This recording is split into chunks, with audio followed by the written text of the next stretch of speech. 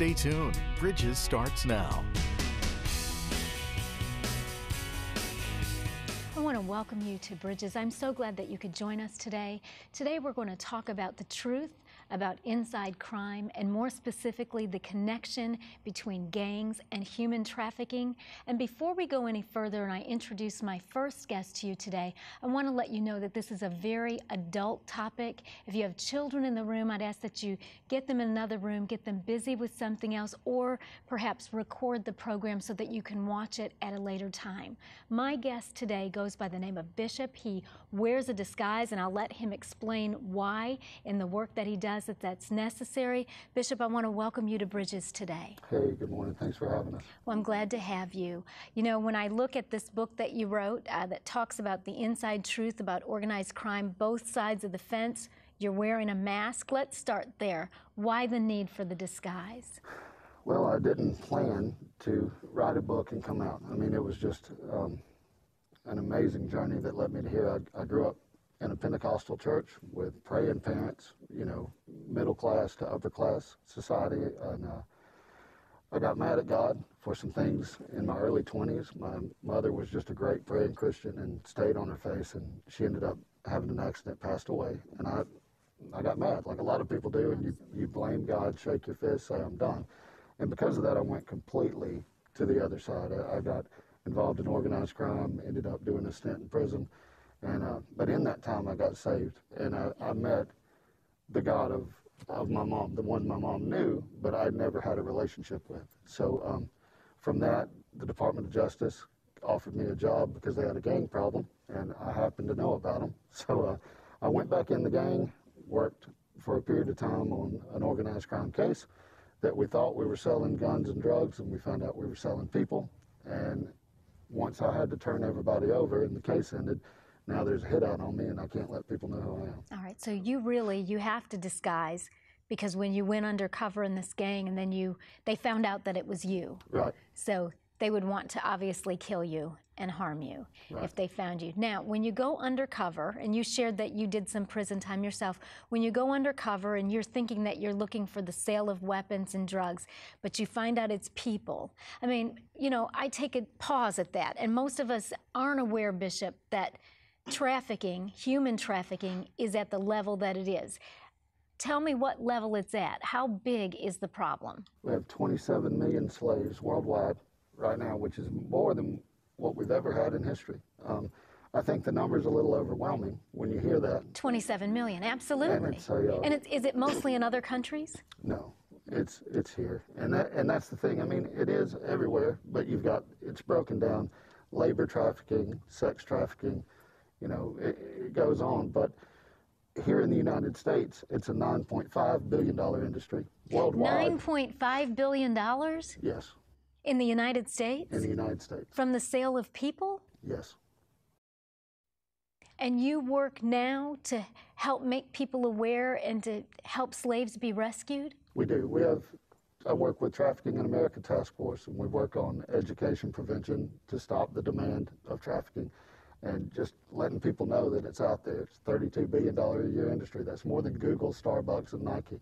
And then from that, we have 2 active rescue teams that are domestic, that here in the United States, we have a rescue line that you can call 24 hours a day, and we work with local law enforcement and federal law enforcement to implement a plan to go and rescue these kids. Mm-hmm. And it's boys and girls. I think a lot of time when you close your eyes and you think of a victim, you always think the girl, but the guys are just as valuable. I mean, we had a case where there was a 4-year-old boy duct taped and shipped to a hotel to meet with a businessman, dropped off, and then he was back home. The guy who purchased the kid was back home with his family that evening, you know. But back home with his family? Right.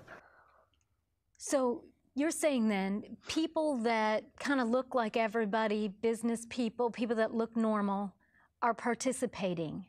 Right. It's at every level of society. It's not, we don't get the privilege of seeing them dressed up in a monster suit, and we know to avoid that. Right. I mean, it could be your neighbor, it could be someone working at your church, and that's what we do. We try to educate people on the signs. That way they know what to look for, and they know how to teach their kids to avoid it. Mm-hmm. And And to be honest, I think a lot of it is just start being parents again. You know what I mean? God help us. Yeah. And you're emotional about this because it breaks your heart. And the reason that I wanted us to do this program and this interview with Bishop today is his deep commitment to make people aware, for parents to be parents again and to watch over your children and to set limits and watch what they're doing and what they're doing on Facebook. I wanted to give you a moment to just, how can we be aware and how can we be better parents? Because Bishop, most normal people don't ever grow up and think, I'll get married and start a family so that my kid can be sold into sex slavery. How do we see the signs? How do we help? If your kid starts being withdrawn from you or starts hanging out with a totally different crowd, starts using words like trick or John or, I don't know how to explain. You gotta start being dad and mom. Don't let the Xbox or the PlayStation babysit your kid. Right. You get involved with their life. Let them know that you love them, and that way they'll open up to you and be honest with you. Mm-hmm. If they have a social media account, whether it's Pinterest, Facebook, whatever, know who they're talking to, know what they're doing. Put those parental blocks on them. And if they accept a friend, know who that friend is. If you don't know them, because the person they think's a 14-year-old, when they go meet them at the park 2 miles down the road, could be the 55-year-old that puts them in a dog cage. I mean, that's how serious this is. Right. And what you're really saying and what you talk about in this book, both sides of the fence, about your experience being undercover and then being found out in the disguise and educating now, is that if parents are not keeping really close tabs, then our children could be on Facebook or Pinterest and meet a friend or somebody they think is a friend and not mention it to mom or dad, and then go out and meet that person and end up being abducted. Correct. Is that a major way that it happens? That is, and then with the gangs, what you have, gangs are recruiting kids at 8 years old, so that kid's in the school with your kid, right? Wait, like gangs recruit children to be a part of the gang? They start grooming the kids about 8 years old to be in the gang. So if I'm in a gang and I've got a male son, then I'm going to grow him up in what I do. That's what you do. That's your identity, right? Uh-huh. So you grow this kid up, and you're grooming him, and then he finds the girl at the school, and he starts telling her, hey, just come on over, we're having a party. Next thing you know, she doesn't go home.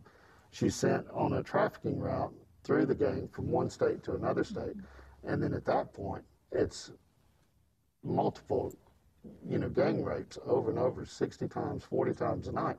And they get them hooked on drugs, all this. And the statistics say by Blair's Project, Department of Justice, everybody, is that it's a 7-year lifespan. So once these kids get involved, we've got 7 years to act, So we should act on the front end. Absolutely. To stop it from happening altogether. Yeah. And what you're saying is that it might be something as seemingly innocent as I send my 8-year-old to school, and if I'm not keeping tabs of whose house that they're going to, they could go home to a gang-related home without me even knowing it and end up being abducted that way. Again, it's let the parents be parents again. Yeah. Meet the other parent. Know who your kids are hanging out with, Yeah, and these are important things. I mean, I think of my own life growing up. I never went to anybody's house but that my mom or dad didn't call those people, make sure those parents were going to be home, who those parents were, and you're saying that that's one thing that we can do. You also shared with me, Bishop, just how lucrative this is to sell children. What are people making off of a child? One child for the year is $250,000, and that's an average, Yeah. And the beauty of that for the gang member is if I'm selling cocaine or I'm selling guns, that's a one-time transaction, and it's big-time jail time, if I get caught with it. But with a kid, I can put the kid in a hotel room.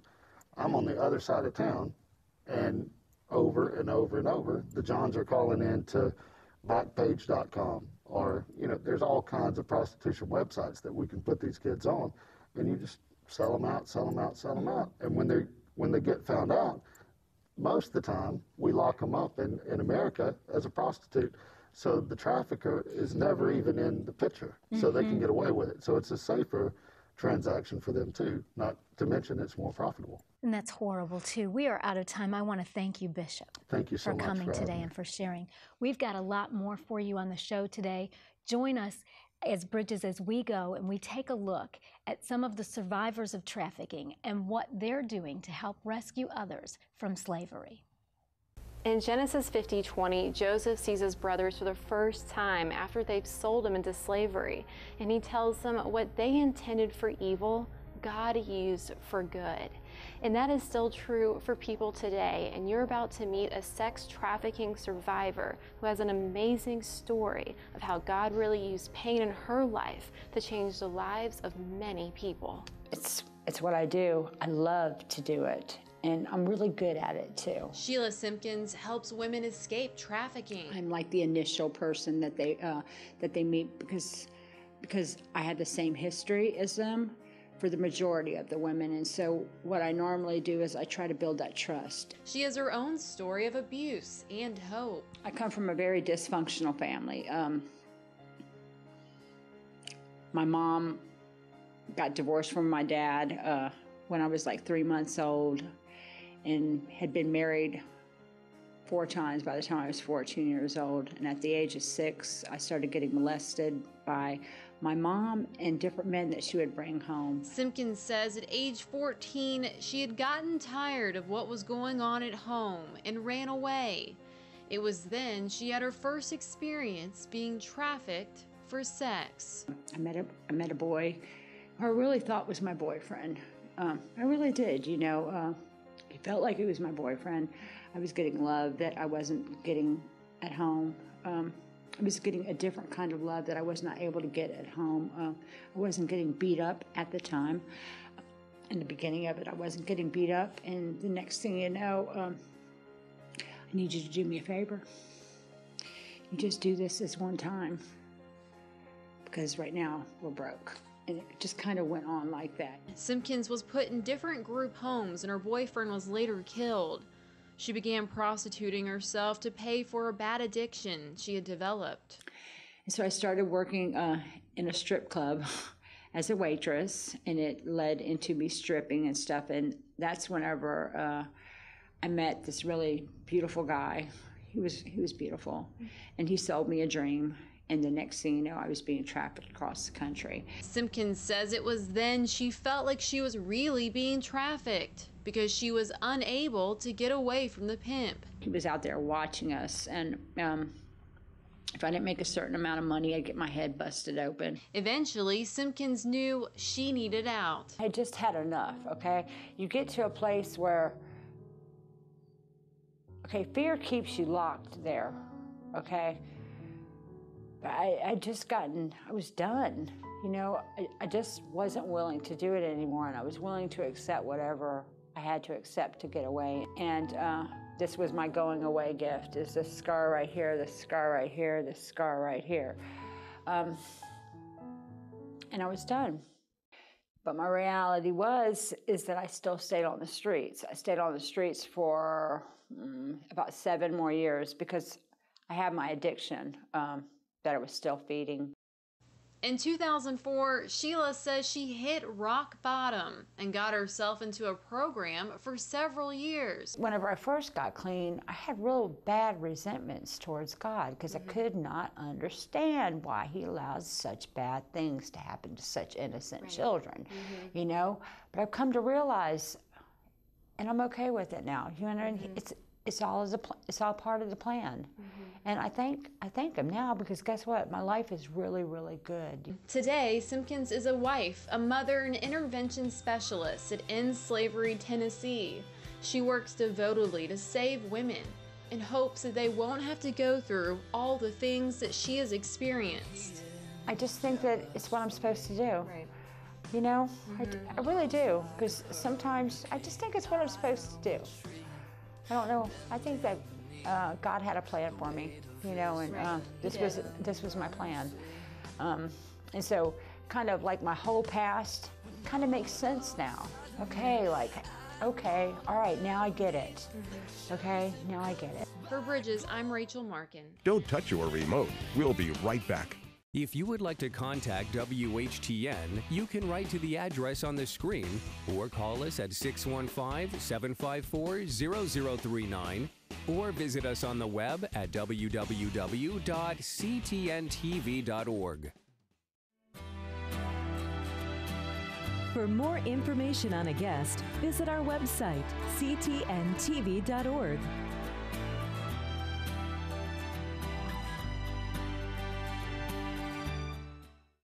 The work of Christ in our lives is not just a surface work. It goes deep down into the core of who we are. And the joy that Christ wants to produce in our lives is a joy that is of substance. To schedule Monica to speak at your next event, contact her at monicaspeaks.com.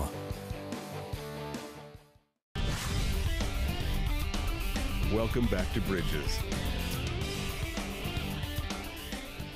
We are so glad that we could give you the opportunity to meet Sheila, to hear about her story of being a survivor of human trafficking and coming to the point that she's an intervention specialist, and you can see that she's doing so well. And that's why it's so important as we talk about human trafficking today, that we realize that these are real people that can be rescued and that humans and their lives are waiting to be rescued and to be utilized in greater ways. And right now we're going to meet the president of Abolition International, and it's so good, Stacia, to have you here today. Thanks for having me. Now tell me first, we've been talking about human trafficking throughout this program. What is Abolition International? Well, Abolition International is an organization that was started to really focus on the restoration of those coming out of sex trafficking and exploitation, to look for opportunities to focus on the hope of the situation instead of just always focusing on the darkness. Yeah. Well, you know, that's one of the things that I was telling you, that, you know, obviously this program is about a really serious subject, and it can seem so heavy and so burdensome to people. I mean, when you hear about somebody getting, you know, sold into slavery or, you know, sex trafficking, that sort of thing, you just think, okay, well, if we did rescue them, you know, what is the hope? And that's why I wanted us to be able to share Sheila's story, because she's doing so well. Right. So help us understand about the recovery and how you work with people. Right. Well, it's a long process. First of all, a lot of the survivors that we work with have really gotten to such a place in their life that they're kind of used to hopelessness. And so the idea of hope is so far-fetched for them to even believe in. So I think when you're working in this field, you have to be very patient, because it is a process for them, and there's a lot of healing and a lot of just different steps that go into them realizing that they don't have to continue to be defined by the past of their life, but they have an opportunity for a hope and a future. So you're saying that it takes a lot of patience and a lot of close work. Right. Like I would imagine, you know, with Sheila, she's doing so well, and we look at that, but that doesn't happen in a day. No, it doesn't. And I think we have this misnomer of the idea that you rescue these women and children, and in every situation they run and they jump in your arms and they're so happy to be rescued. And I think, you know, over the past almost 8 years that I've been doing that, initially I think I expected that, because you hear of the bondage and the darkness and the just horribleness of the situation they're in. It makes sense that they would want to be rescued. But they, in a sense, have resolved themselves that this is who they are, it's what they're for, it's just what they do. And there's deep ties sometimes to the people that they work with in the sex trafficking situation. And in a strange kind of way, a lot of times they're very connected to those people. And it's hard for them to want to get out of that, because we have to understand that in a lot of situations, it wasn't someone that just was kidnapped and put into a really bad situation. This was part of their life. The exploitation and the abuse and neglect happened in a lot of circumstances very early on. It's all they ever knew. So what you and I think of as normal, in a lot of cases, they didn't have that idyllic kind of childhood and upbringing, and then go to something terrible and then want to go back to what they had before. It was leaving something bad and falling into something worse. So it's a process, and the trauma counseling and the program piece is so vital to the health and the rehabilitation of that individual. I think too that it's hard for us to understand because we haven't been there. You know, that if I was in that situation and that is really all I knew, or I knew it for many years, I wouldn't have hope for another kind of future because that's what I knew. And however, whatever I had to do to learn to live within that situation and whatever type of exploitation and all of the dark things that go on, our hearts get calloused over time, and it's kind of what I would think would come to expect. And then it would be frightening to be rescued and to have everybody think that we're going to jump up and down and be so happy and be just like you. Yeah. And they don't feel just like us because they've gone through all that abuse. Exactly. And the other thing is the trust relationships are very much damaged in their lives.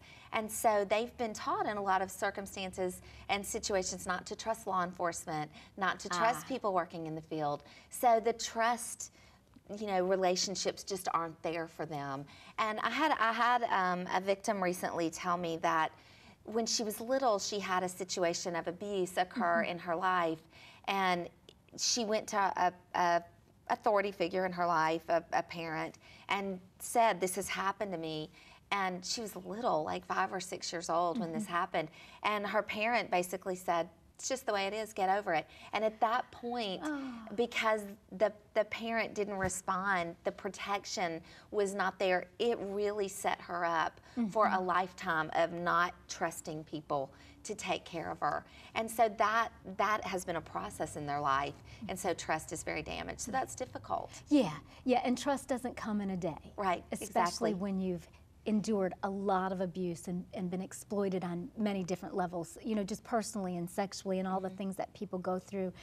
I'm aware though too, Stacia, as when we talk about Abolition International and the goal of, you know, ending sex trafficking, a lot of people aren't aware that it is the huge problem that it is, and those that are might feel like, you know, we're at such a place in time that we might not ever be able to bring it to an end. Could you address those issues? Yes, I think one of the things is there's this drive to talk about the numbers because we want people to understand the magnitude of the problem. So we talk about large numbers, 27 million, 100,000. And when you look at those numbers, it does feel overwhelming. And I think we have to kind of step back from that and look at, you know, focusing on one person at a time, how you can help one person at a time. And so for the restoration piece of what Abolition does, we look at programming and how that helps that one person and how it plants seeds so that they can reach out to other people. But additionally from that, we've been very interested in the past several years of looking at prevention projects and diversion projects. And we're really excited that we've gotten involved in some outreach programs in juvenile detention, because what we're finding is a number of the kids that are exploited and through the sex trade and through survival sex strategies on the street, runaways, and kids that are just in bad situations are being brought into juvenile detention for other reasons. And so a lot of times outreach and diversion type programs can keep them from entering back into an unsafe situation and educate them on the risks. And I think that, you know, Abolition, while on one hand, yes, we definitely want to address the issue on the back end to make sure that people are receiving the help that they need, we also want to look at how do we stop this? Yeah, and what are some ways? I mean, how do we stop this? Or Stacia, like maybe somebody watching says, you know, I didn't realize it's that many millions of people, and I can't help all those people, but maybe I could be a part of one person's help. Or one person getting prevented from going down that path where they're in sex trafficking. What are practical things that people can do? Well, I always tell people, look in your own community. Because I think there's been this kind of rush in this issue to always do things internationally, and we know we're one world and that we can contribute internationally, and you know we work internationally as well. But you can start in your own local community, because the great thing about the media attention that the issue has gotten is that it's caused more local communities to take a look at the issue right where they are. And so there's a lot of opportunities for people to get engaged. And it starts in terms of, I always say to churches, for instance, when they contact me and say, we want to get involved, we're going to build a house. I say, before you do that, look at the root causes. If there are, you know, areas in your community where there's a lot of single moms, there's a lot of risk factors, go there. get involved in that community with those children, with those families, to help them have the resources so that some of the issues that drive sex trafficking never arise in that community. So, you know, getting involved where you are at the grassroots level is vital to really stopping. So what you're really saying is that before somebody tries to take on a big project of building a house, maybe to be a part of a single mom's ministry, because those kids of that single mom might be more likely to become involved in sex trafficking or getting sold or running away and falling into that lifestyle, that's a way to be helpful. Right. Well, we know internationally that what drives sex trafficking a lot of times is poverty. And we're really no different here in the U.S. You know, poverty is a big issue, lack of education, and abuse and neglect. So there's just certain... And that's in every community. Yes, and there's certain pockets where that's more likely than in other areas. And so being aware of those factors, those risk factors, and then planting yourself if you have the resources to do that, whether that's with your time, your talents, your treasures, whatever that looks like, planting yourself there really can make a difference. Well, thank you so much for coming and for sharing today. Yes. We sure appreciate it, and we just encourage you to get involved on your local level and help wherever you can. We are completely out of time today. We've got to go, but we say goodbye and God bless you. If you would like to contact WHTN, you can write to the address on the screen or call us at 615-754-0039 or visit us on the web at www.ctntv.org. If you would like to purchase a copy of today's show for $15, you can send a check to the address on your screen or call us at 615-754-0039. Be sure to mention the program number on the screen. For more information on a guest, visit our website, ctntv.org.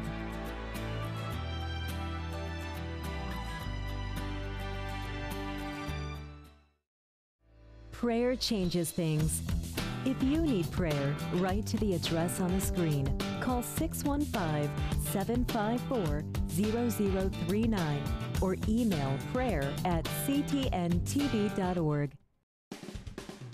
Like us on Facebook at facebook.com/Monica Speaks TV today.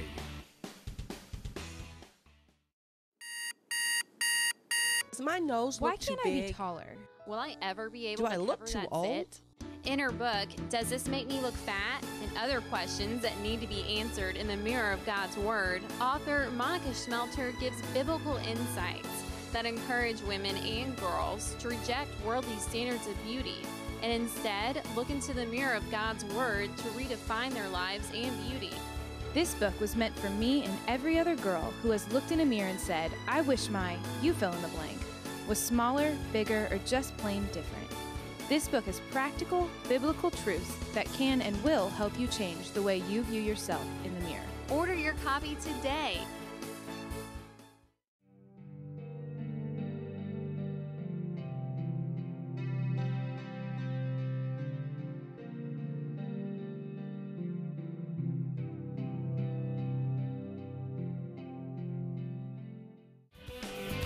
Thanks for watching Bridges.